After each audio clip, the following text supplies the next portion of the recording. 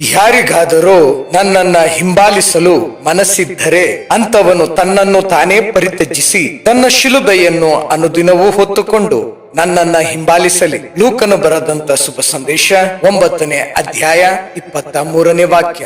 ದೇವರ ಪರಿಶುದ್ಧ ವಾಕ್ಯ. ಪ್ರಾರ್ಥಿಸೋಣ. ಯೇಸು ಸ್ವಾಮಿ ನುಡಿದಿದ್ದು ತನ್ನ ಶಿಲುಬೆಯನ್ನು ಅನುದಿನವೂ ಹೊತ್ತುಕೊಂಡು ನನ್ನನ್ನ ಹಿಂಬಾಲಿಸಿ ಎಂದು.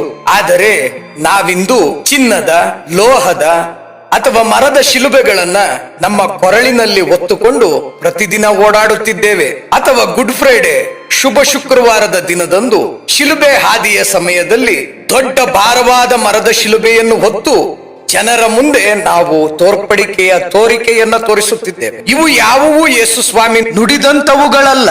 ನಿನ್ನ ಕುಟುಂಬವೆಂಬ ಅಪ್ಪ, ಅಮ್ಮ, ಗಂಡ, ಹೆಂಡತಿ, ಮಕ್ಕಳು, ಅಣ್ಣ, ತಮ್ಮ, ಅಕ್ಕ, ತಂಗಿ ಇವರುಗಳ ಜವಾಬ್ದಾರಿ ಎಂಬ ಶಿಲುಬೆಯನ್ನು, ನ್ಯಾಯಯುತವಾದಂತಹ ದುಡಿಮೆ ಎಂಬ ಶಿಲುಬೆಯನ್ನು, ಪರರ ಸೇವೆ ಎಂಬ ಶಿಲುಬೆಯನ್ನು, ನಿನ್ನ ನೋವು, ಕಣ್ಣೀರು, ಹತಾಶೆ, ನಿರಾಶೆ, ಅನಾರೋಗ್ಯ ಎಂಬ ಪ್ರತಿದಿನದ ಶಿಲುಬೆಯನ್ನು, ಜೀವನದಲ್ಲಿ ನಡೆಯುವಂತಹ ಏರುಪೇರುಗಳು ಎಂಬ ಶಿಲುಬೆಯನ್ನ ಸಮಾಧಾನದಿಂದ ಅನುದಿನ ಹೊತ್ತುಕೊಂಡು ಯೇಸು ಸ್ವಾಮಿಯನ್ನ ಹಿಂಬಾಲಿಸು ಎಂದರು. ಪ್ರಿಯ ಕರ್ತನೆ, ನನ್ನ ಅನುದಿನದ ಜವಾಬ್ದಾರಿ ಎಂಬ ಶಿಲುಬೆಗಳನ್ನ ನನ್ನ ಹೆಗಲ ಮೇಲೆ ಹೊತ್ತು ಸಂತೋಷದಿಂದ ನಿನ್ನನ್ನ ಅನುದಿನ ಹಿಂಬಾಲಿಸಲು ನಿಮ್ಮ ಕೃಪಾ ಅನುಗ್ರಹವನ್ನು ನೀಡಿ ಎಂದು ಯೇಸು ಸ್ವಾಮಿಯ ಪರಿಶುದ್ಧ ನಾಮದಲ್ಲಿ ಪ್ರಾರ್ಥಿಸುತ್ತಿದ್ದೇವೆ. ಆಮೆನ್.